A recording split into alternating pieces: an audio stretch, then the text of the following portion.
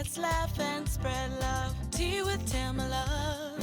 You're more than enough. Tea with Tamela. Don't ever give up. Tea with Tamela. Come and fill your cup. Tea with Tamela. Hi guys, welcome back to another episode of Tea with Tamela. If you're new here, I'm Tamela, your host, and I am so thrilled to have you join me where we talk faith, family, food, football, and everyday moments in between. We pray that each episode leaves you nourished, encouraged, and ready to go do life in the most impactful way. So today I am joined with some people from my dream team, as I like to call it, and we are talking all things postpartum. Now, as a mom of 6, I have had quite the journey when it comes to postpartum, and all of them have looked completely different. But it's just very, very important, I think, for us as women to really be able to learn more about our bodies so that we can advocate for ourselves and what's taking place, and to also gain just comfort and not feeling like we have to be superwoman with the whole bounce back quick thing, which is something I did not always do so well. But today I have 3 of my favorite people who were with me the last journey, which was the most traumatic of them all. And so I'm going to let them introduce themselves and tell you a little bit about who they are and what they get to do. Well, thank you for that introduction. Yes. Thank you for having us. Thank you for being so honored here. to be here. I'm Dr. Audra Lance, and in simple terms, I change your life. I love that. I love that. Change the life. Hello, Ms. Tamela. Thank you for having me here today. My name is Hellen, and I am a massage therapist, and I follow with the muscles and the faith, and just try and help guide everybody in the ways. Oh yeah. And I'm so honored to be a part of this team. My name is Brittany Anderson. I'm a women's health nurse practitioner. I specialize in holistic women's health care and just love this group so much. So I'm excited for today's conversation. Well, I'm excited to have today's conversation because I went through 5 pregnancies and postpartum situationships, as I like to call them, before I was introduced to you guys. And so I was actually recovering from baby number 5. We're kind of doing all the things. And dun, da, da, da, I had a surprise baby. So I remember working with Audra first because you help different athletes, and I always like to try to tag along with DeMario's recovery process and see like if it's going to help me. And I've learned that not just athletes need to pay deep attention to their body and their recovery process. And so from there, you started to identify some things and then introduced me to Hells, and then from there, Britt, and it just formed like this dynamic team. But then I think it's a big privilege to also get to do life with you guys when I'm not on your tables, but I love being on your tables too.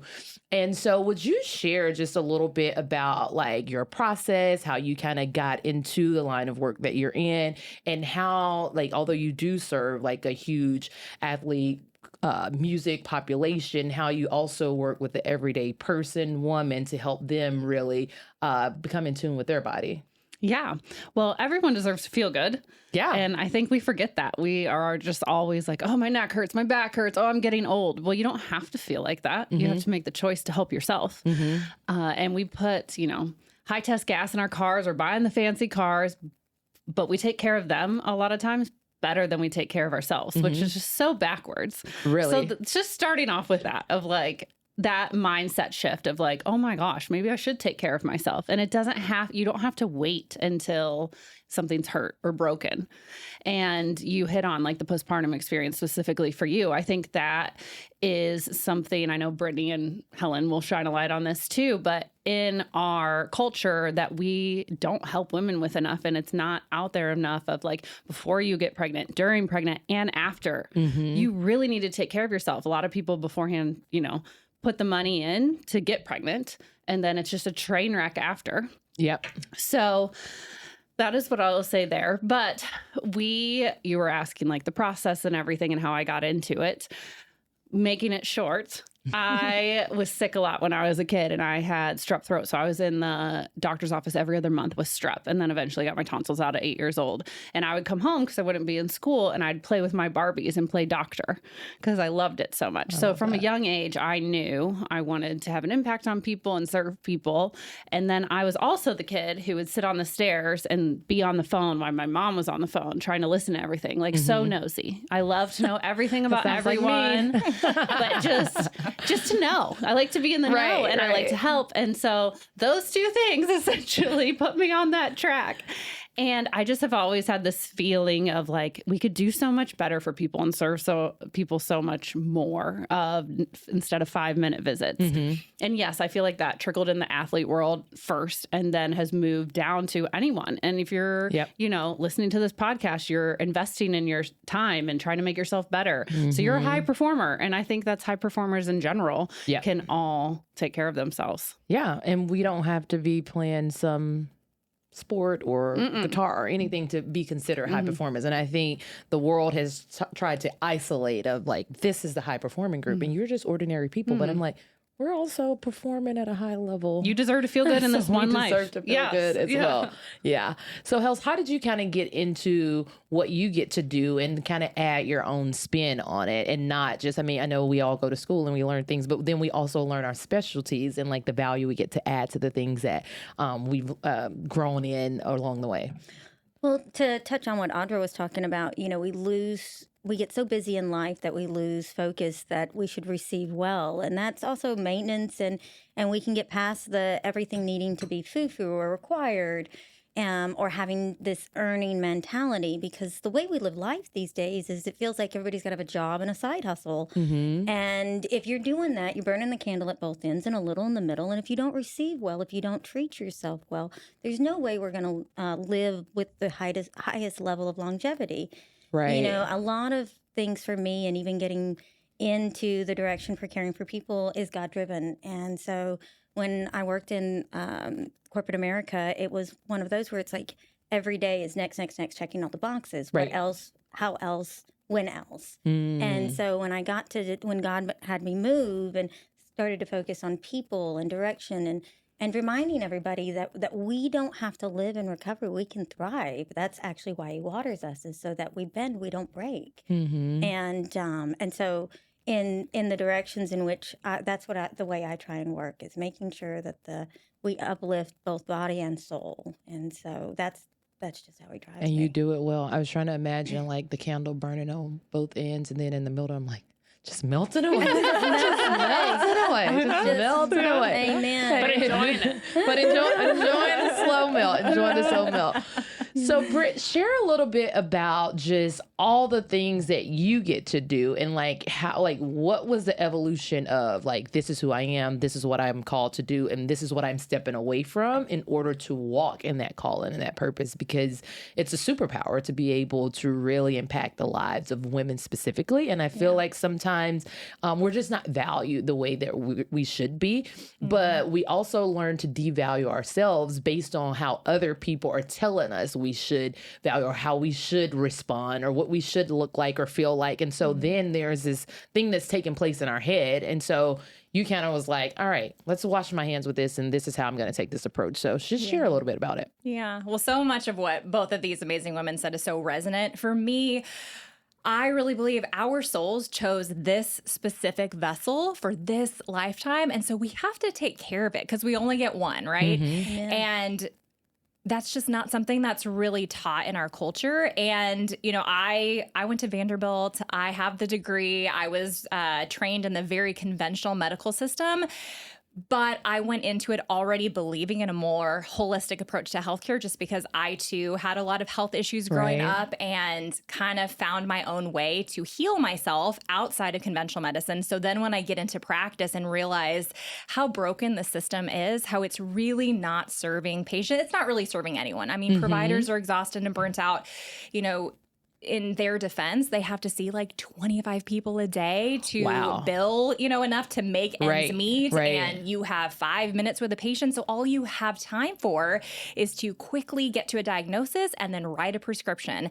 Oh, And wow. when I practiced in that model, I very quickly realized that this is not where I am called to be. I believe I have a deeper purpose. And the one thing that always gives me a ton of comfort when I'm with my patients is that I know no matter what, that woman is going to be heard. Her story is going to be heard, and she's going to have someone witness her. And I think there's so much healing just in that, because women are often silenced. Right. It takes us a really long time to get proper diagnoses because all of the research that we have is done on men, and then they try to apply it to women, gosh. which is insane. We are not small men. We are so much better.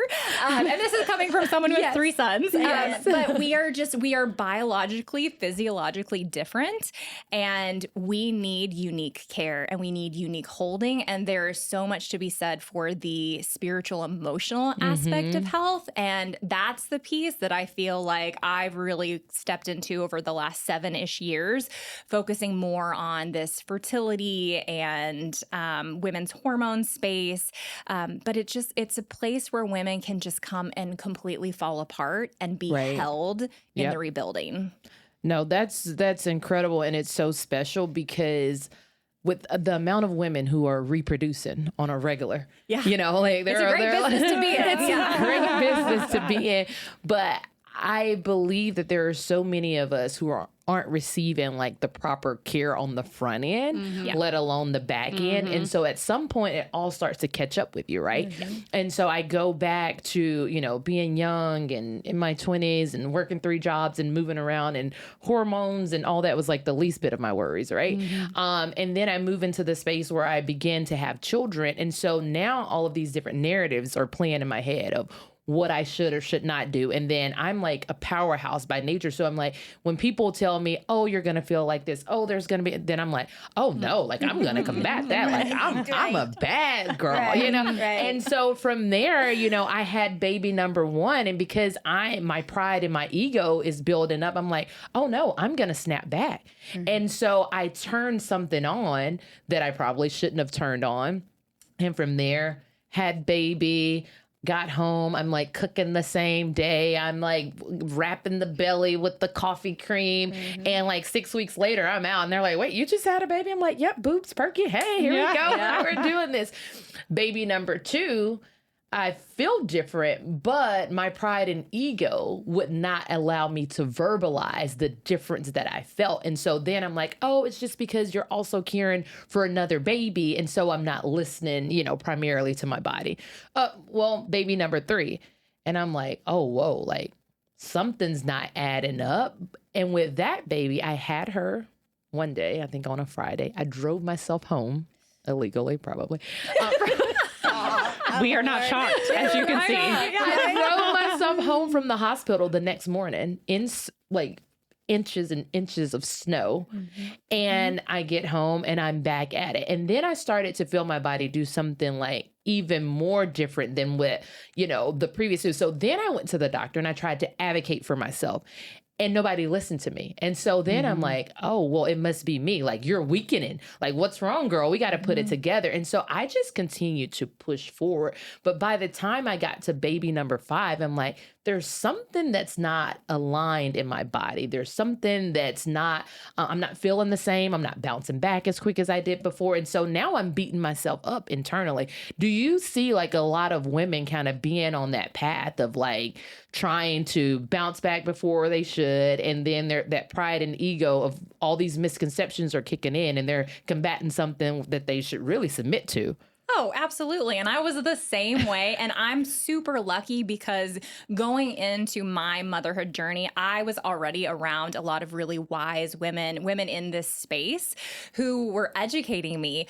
But I was an athlete. I know what it's like to push through and, push your body to the limits. And that was so ingrained in me that's how I treated my first pregnancy. And I had a super hard birth and a really hard recovery. I injured myself really bad at about, I think I was like 4 months postpartum. Like Audra is one of the people that had to help, mitigate some of the damage after that, put me back together.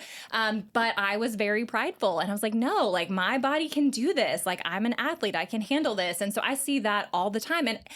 And for me personally, I mean, I was educated and I still did that. So it just goes to show how deeply ingrained it is in our culture, because we don't really talk about postpartum. There is no system set in place for recovery. We have these very specific rehab protocols when someone blows out their knee, needs a new ACL. Right. But we don't have that for someone who just pushed a baby out of their body or had one cut out of their body. Like, are you kidding me? Right. And so culturally, we're very different than even the rest of the world. Yeah. We're so different. And it's so hard to, I guess, gain that comfort in saying like, wait, I should take a different approach and explore different alternatives, because I don't think the first thing someone is thinking is women's health, going to lymphatic massage and then chiropractic, recovery, like all these different things. So how have you guys seen like the value that you're able to add to like women who are journeying pregnancy, women who are going through like recovering maybe from a loss, or just trying to bounce back, as they call it, from like the whole postpartum journey? Because that's when I really encountered you guys, and I'm like, oh gosh, I thought I was taking care of myself. I have been doing a very poor job at that. I mean, like they both alluded to earlier, I think one of the main points and like comforts for people is just having a team or someone on your team to like listen to you and really see you for where you're at, and then have like the education and the knowledge to be able to be like, okay, we got you. Yeah. Here are the steps. Let us think about it. Let us like help you. Yep. I think there's so much power in that is not talked about, and people just think, oh, we're going to go. It's another appointment. Well, it's an appointment where you get to like exhale and like let someone take care of you. Yep. Well, the other thing is I think that we've gotten to the point where we tell ourselves that we can't be tired. That's true. You ain't got time to be tired. I ain't got time to be tired. Ooh, I'm tired, but I ain't got time to be tired, honey. Who's got time to be sick and tired? I mean, don't forget, go earn half the bills, go handle the kids, go work out and be pretty, go do the things, conquer the world. And oh, by the way, don't forget the house, and don't forget to come in and check in with everybody.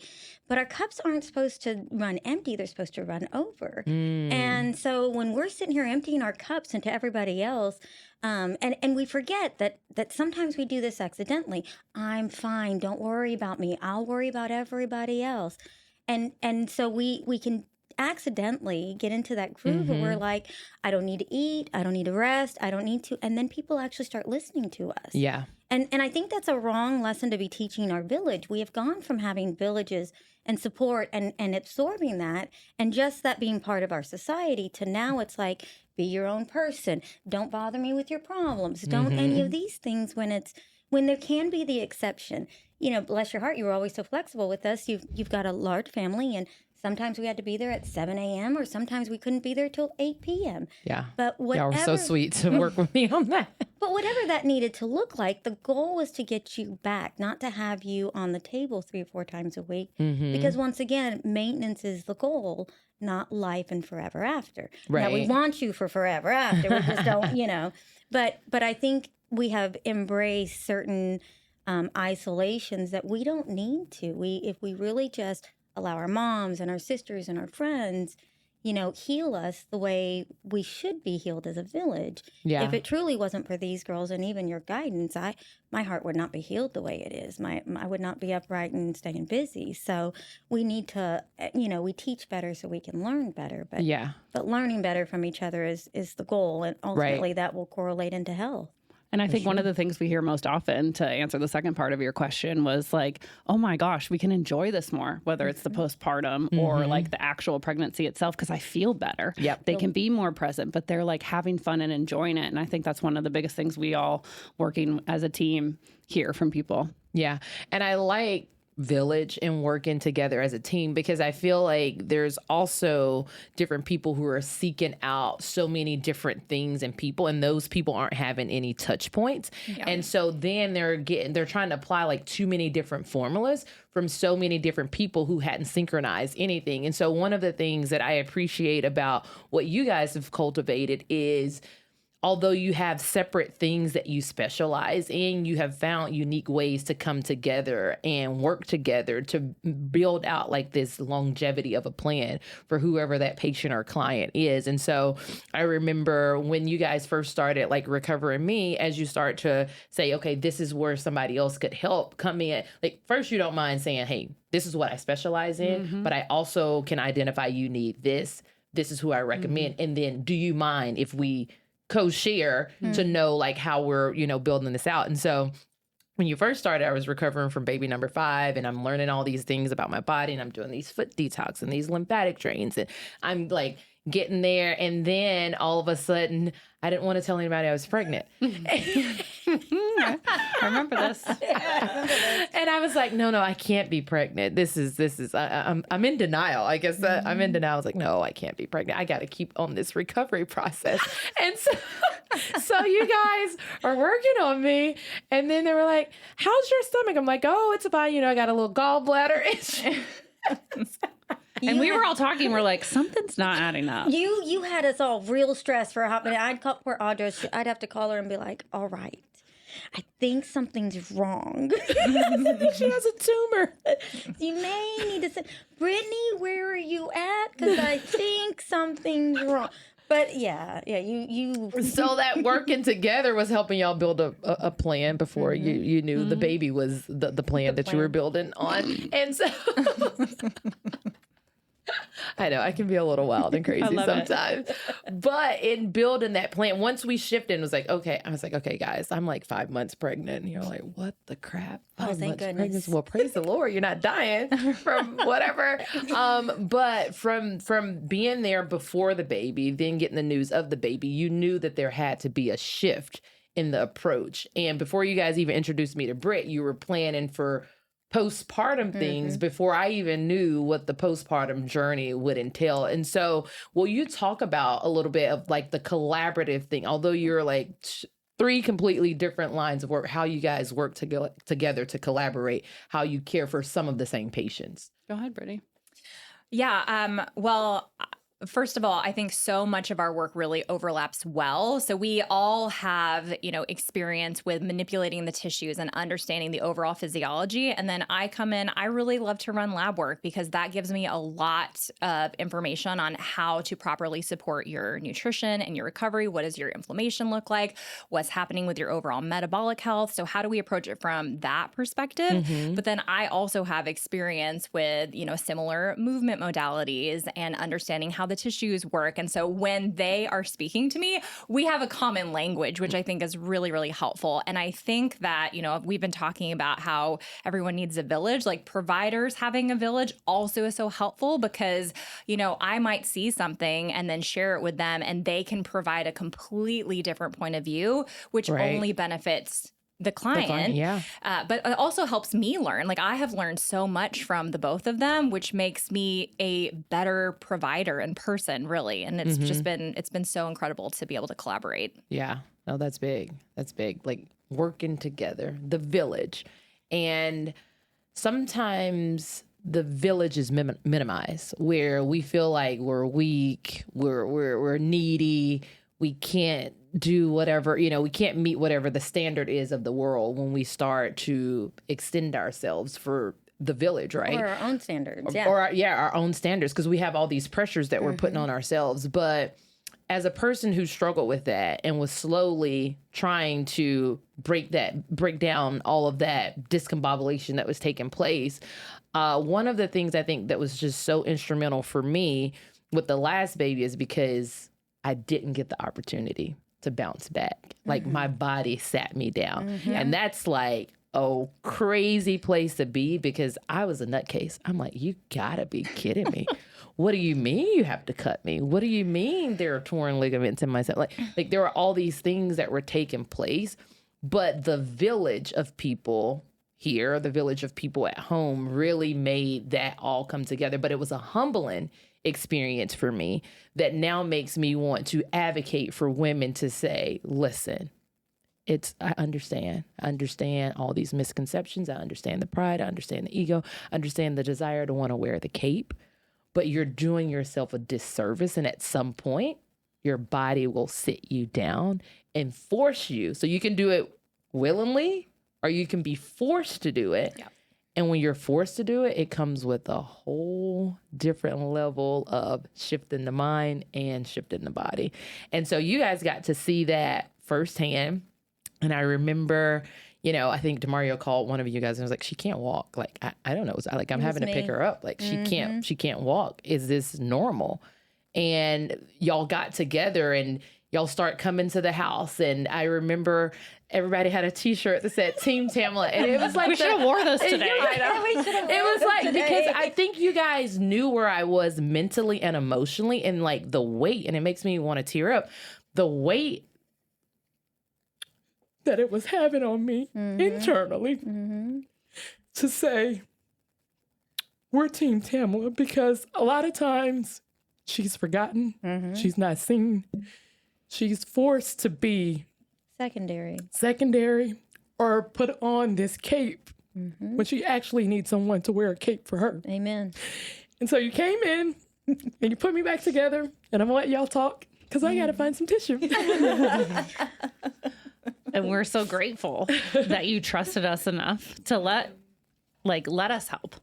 Because that's hard too. Well, I think we've all seen of like letting people help. I think that there's a failed misconception that people think that once you're at the end of a pregnancy and you deliver, it's all done. You're hey, Right. one, It's the 2, 3, beginning. go. It's It's the beginning. When it's, I mean, and even then, our bodies don't know we're done. We're still producing fluids and hanging on to it. We still have these hormones and we're leaking and we're doing things and we're like, I'm crying and I think I smell bad and my hair's falling out and somebody just tell me I'm pretty, I mean, it's one of those that we forget and we have people coming to the house and congratulating us, but you no longer exist because the baby's here. And so they're, yes, great, go hold them while I go do this. But the biggest misconception is that the pregnancy ends when the pregnancy delivers, but you're not done yet. Your body's not done yet. Your brain's not done yet. And if we could give ourselves the same, like we were talking earlier, the same grace and even mercy later on that we give others, it would be a different world. Yeah, it would be a different world, but it's just so hard because there are so many people who are telling you who you should be, what you should look like, what motherhood should look like. You can't choose one, or if you're good at this, then you're horrible at that. And so there's all of these narratives that are playing in our head, all these voices that become louder than our own voice.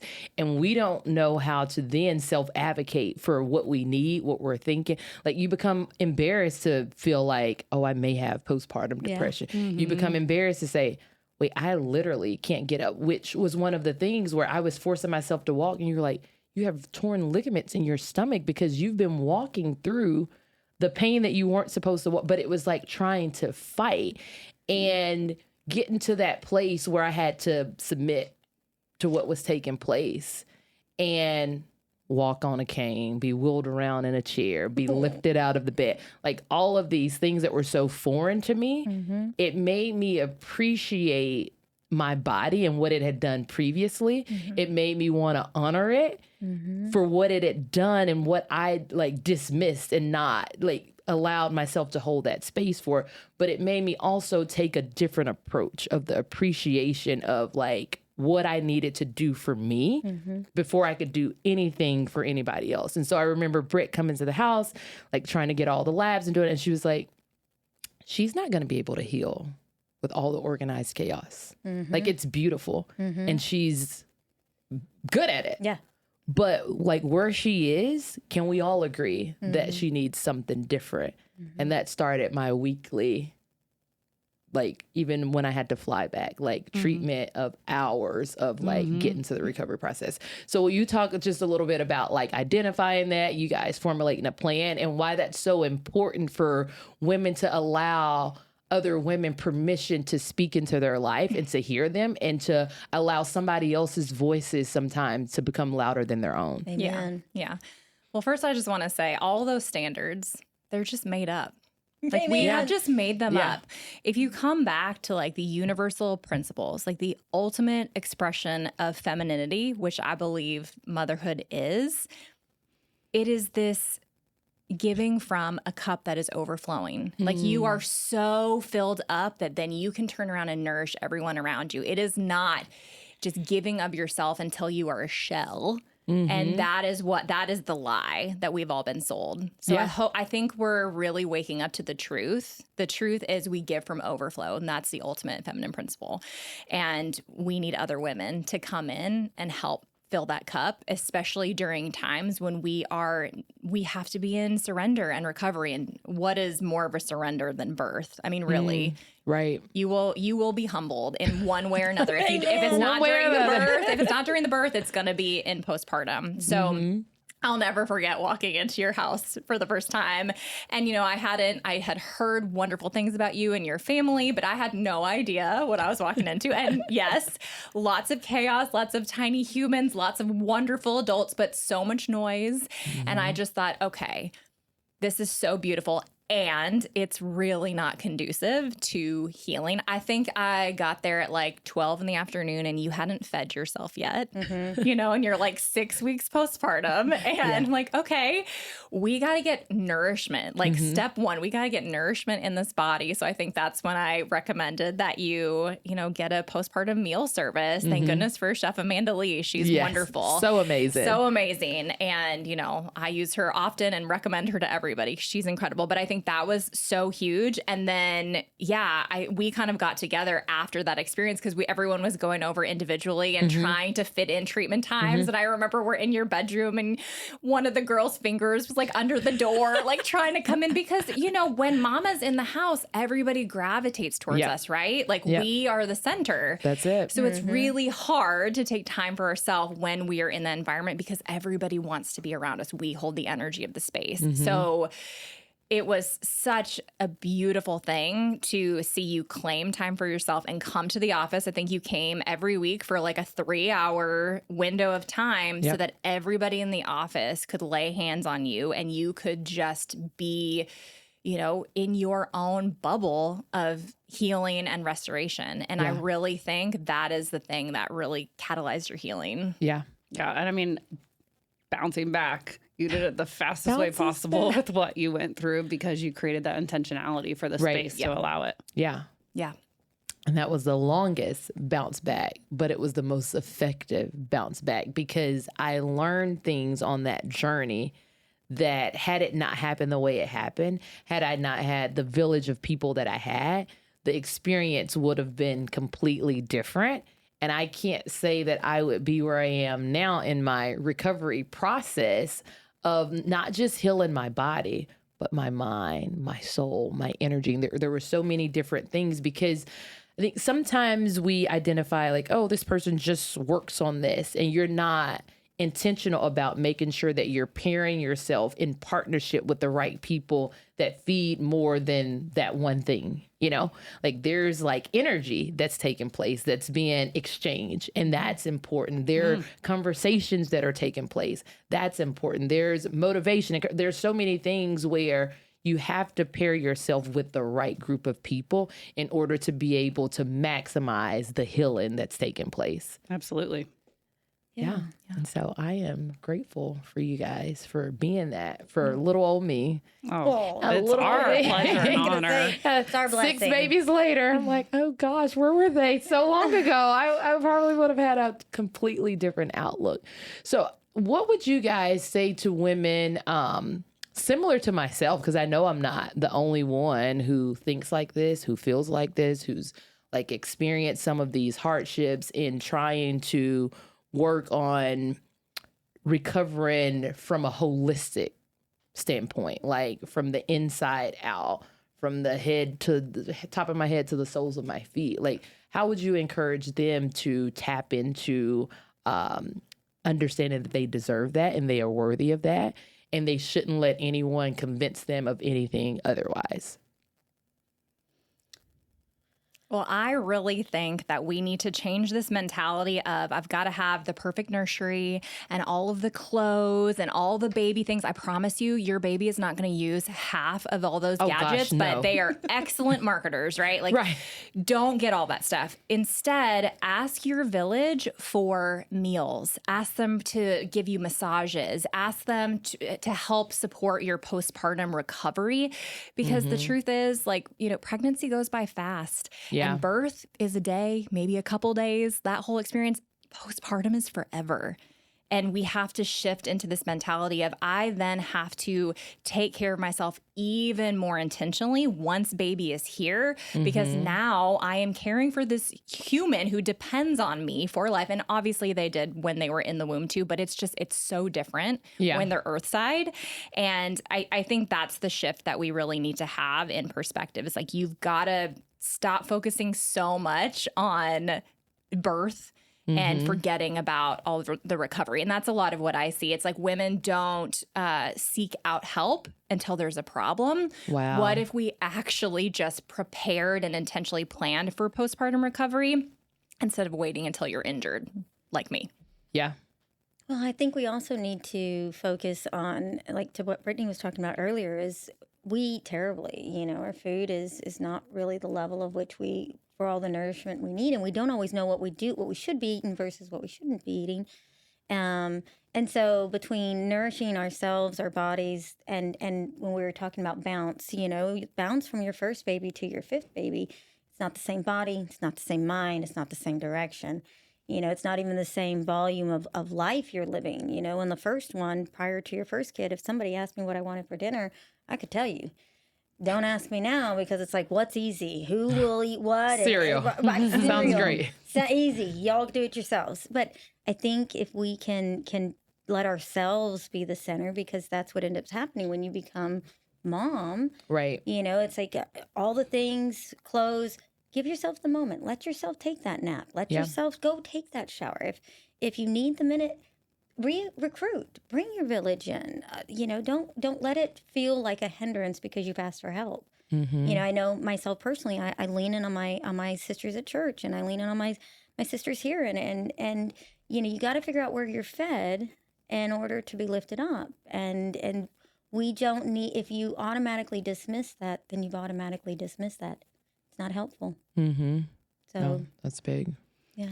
I would say we're never meant to do this alone, no matter what it is. And community is so important. Like, it's never too early and it's never too late. Like, find your providers or provider, someone now, whether you're thinking about getting pregnant, whether you're pregnant, whether you're postpartum, even 8 years postpartum, like, you deserve to invest in yourself and have, like, you get one body, one life, like, you can get over it later. You can have battles, but just do it. Just take the action to start finding a provider. And I know all of us here, if people were to reach out to us on Instagram or however, we would love to help you find that. Right. Or just come see us in Nashville. Yeah. Amen. Yeah. Amen. Let's talk about that, because sometimes people just say there's an excellent provider, but the energy is off, or there's someone who has the great energy, but they don't have all the tools and resources that are specific to that individual and what they need on whatever that journey is, whether it's pregnancy, recovery, postpartum, trying to get pregnant, trying to advance in their career, like whatever that thing is. There's opportunity for them to come to Nashville, for you guys to come to them. Let's talk about how you guys even got to the place of saying, like, what I have to offer, like, yes, it's good for where I am, but I feel like I should extend myself beyond. And you all have people that are either flying in to see you, people that you're going out to see, people you're on the road with all the time. Like, let's talk about that a little bit, and how these people can find you and how you can meet them in whatever season of life they're in. Yeah. I mean, there's so many different options, and that's what's been beautiful to see all the options. I think it all started for each and every one of us, like, by demand of someone being like, we've searched high and low, but this is our medicine. And, like, can we pay you to travel? Can you come here? Or can we come there? And there's all different versions of that. So we are definitely open and flexible. we have a whole team, an office, Lumara Concierge. We all travel individually. And then there's an intensive we have where you come in. We have a partnership with the Four Seasons. It's 4 days and you see all of us plus more of the team. And it's really those 4 days are focused on you and getting to the bottom of it, getting ahead.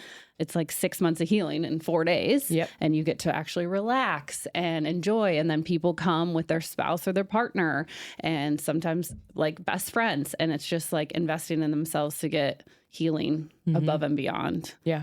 But the answer is never no. It's just like, let's figure out a way to help you. Yeah. Yeah. Yeah. And I think, again, for women, it's a lot of giving yourself permission to actually take care of yourself. And if you feel that someone really aligns with what you want for healing and support, like it's okay to book a ticket to go see that person, you know? I mean, who doesn't want to do like a little healing retreat? Like Right. I'm all about that personally. I'm all about you a know? healing retreat. Yeah. And so, yeah, it's not a limitation unless you let it be. So if you're willing to travel, I mean, Nashville's a great place to visit. Great place to visit. We all love it. And so we would love to serve you. Yeah. Yeah, sometimes life is just about getting where nothing's touching you. Not my phone, not my internet, not my kids, not my people. Just where nothing's touching you. And Nashville's a great place to either plug in or unplug. And with these women, you know, we work as a team, and we are able to invest both physically, structurally, chemically, scientifically, energetically, whichever way you want to dial that in on. But sometimes where nothing's touching you is the best place to be. Yeah. Yeah. That's big. Yeah. That's big. That's big so big. requirements. So how can they find you guys? What does that look like? If they're listening to this and they're like, wait, I just heard about this and I'm in whatever season I'm in and I need a consultation. I need somebody to hear me. I need somebody to see me. Like, how do they reach out to connect with you guys individually, collectively? Well, Dr. Audra Lance on Instagram would probably be the easiest, or Lumara Concierge, the website, which we can put in the show links. Okay. Yep. And that's also on Instagram would be the easiest ways. And Yeah, you can always find me on Instagram. I'm the Britt Estrada. My practice is called Vessel Care. And if you need to get a hold of Hellen, you can just reach out to one of us. Yeah, One of us. We can find her for you. Yeah, she's not on the socials, but we will make sure that you get in touch with or Hellen. send her a letter to the office. Send her a pigeon. You know? Amen. We're going to get you a social media. girl. Yeah, currently I don't have social media. No, everything's God driven for me. If this touches your heart, your soul, or your direction, God will help you find me. And Lamar and Brittany are a great way for that. And again, send me a letter. Text me, guys. I'll get you in touch. So I'm going to end this with what we call tea time confessions, but in a way for each of you to just share whatever's on your heart, whatever's on your mind, whatever maybe we didn't get to cover, lasting words for the guests. What is it that if you had, this opportunity to sit face to face with whoever's watching, and say to them, what would you leave them with? I would leave women with stop listening to the noise. Start listening to your heart. Start listening to God. Stop watching somebody else check the boxes. You're not at the same point. You're not the same people. You're not even the same person you were 3 weeks ago. Start listening to your heart and your head. Stop listening to the noise. That noise get loud sometimes. Noise gets loud sometimes. Gets loud. Yeah. Mm-hmm. Yeah. I would say, I don't think a lot of people realize this, but on average, postpartum depletion shows up 6 years after you've given birth. Oh gosh, I'm a long way away from that. So I say that because, like, to your earlier point, our bodies can compensate for a really long time until they can't. And I've been a nurse practitioner now for 16 years. And what I'm starting to see is all of my clients who were so cute and having babies back early in my practice are now coming into perimenopause. Oh wow. And I believe perimenopause is made a lot worse based Yeah. on what we did in the postpartum period. Oh, because wow. if you stay depleted for all of those years, your body does not have the reserves to then go into that perimenopause, menopause window. And those are the women that I believe are incredibly symptomatic, Mm-hmm. more so than they would have been if we would have had any kind of postpartum support. Yeah. So that's not to scare anybody, but I want people to just understand like what we do during this specific window of postpartum goes on to impact our health for the rest of our lives. And so I hope that empowers you to really think about, no matter where you are in that journey, how Yep. you can really nourish and care for yourself so that the rest of your life is wonderful and vital and healthy and strong. Yeah. And I think that's big because sometimes what we do is we create justification around what's taking place. And even like me thinking back with baby 1, baby 2, I snapped back. I'm like, oh girl, you got this. By baby 3, there were certain things that were happening in my body where I made an excuse of this is just because, and I'm not listening to the body. I'm not reaching out. And so at some point, I hope all of that don't catch up with me, but it probably We got you. we got you. Got me covered. But for people to just understand that, like sometimes you'll get on this rhythm of like this is happening and I got it, and then you start to see things change, but you create excuses around those things versus addressing those things and seeking help for those things. So I started when I started to work with you guys, especially after this last baby, I went back to pictures of me, and I could see, oh, the puffiness in my face was da da da da da. Oh, like my hair thing that was da da da. Oh, this happened. And I was able to go back and find something that each one of you had disclosed to me of how I didn't address that previously, but how we were addressing it now, which I look different. I feel different. I remember you're like, your labs are looking almost better than mine, girl. But you can create the plan because I want you to, one of the things you said is I can create the plan, but it's up to the people to follow the plan to get the results. Amen. And so I think that's big too. Yeah. I'm sorry. No, All right. you're Yeah. good. I'm like, No, hey, that's wait, great. I got something to say. No, I would say kibosh the Kegels, please. Ooh. Oh my Come gosh. on, yes. Good one. Oh Yeah. my gosh, the Kegel exercise. Everyone, there's I'm gonna such try a to do that while I'm sitting No, here. don't kibosh. No, your pelvic floor in most instances for most complaints is already too tight. And that movement is just tightening it up. And we're walking around like, so holding everything. We're not breathing. We don't even know what relaxing is. You touch someone and they're like, oh. We need to train the pelvic floor how to rest and relax. Ooh. And what's also connected that is never addressed is like your hips, your jaw, and your feet all have connections to your pelvic floor, which is a whole nother podcast in itself. But just know, like, Kegels aren't serving to fix your leaking, to fix the pain, to fix whatever. There is so much more scientifically that has been discovered, but it hasn't made it to mainstream yet. Amen. Okay, we need to get it to mainstream. We do? I'll That's take some good tea. appointments. I'll take the appointment. But no, that's big too because I'd never had inner jaw work Oh. until like the first time I was about to fall off the table. I was like, oh, yeah. this hurts so good. Yeah, my theme song, thank you. But I mean, you could tell over time, like the difference, all the intentional things, like the difference that it makes. And so that's one of the things that I've just learned to appreciate about you guys because you're not willing to go outside of the box, go outside the norm to really customize a plan. We are willing. You Yeah. said you're not. We're not willing. You are willing. They are willing. Listen, I'm rolling off very limited sleep here. They are more than willing to go the extra mile to customize a plan for each individual client and not feeling like it has to be the systematic approach that you spoke of earlier. And so that's something that's a rarity. And we are glad. I am glad. I'm sure all of your clients are glad. The universe is glad that you guys have taken and adopted a different approach to be able to make people better than you actually found them. When they came into you, they leave better than they came. Amen. And that's big. Anything else y'all want to share? Thank you so much for having us. Yeah. Thank y'all How for fun. So much. Such This an was honor. fun. Yeah, This so is such an fun. honor to me. Oh my Yes. gosh. Y'all make So me fun. cry snotty love tears. it. That's great. I get you through now. So I love y'all so much. And We I love am you. so grateful to do life with you guys in more Same. ways than one. And Amen. just makes my heart so full. So thank y'all for joining Thank me. you. Thank you. And thank you guys for joining us on another episode of Tea with Tamela. Be sure to tune in every Wednesday at 5 to catch this episode and many, many more. Love y'all. Peace.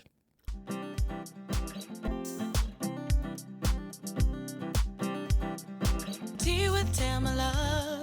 Let's laugh and spread love. Tea with Tamela. You're more than enough. Tea with Tamela. Don't ever give up. Tea with Tamela. Come and fill your cup. Tea with Tamela.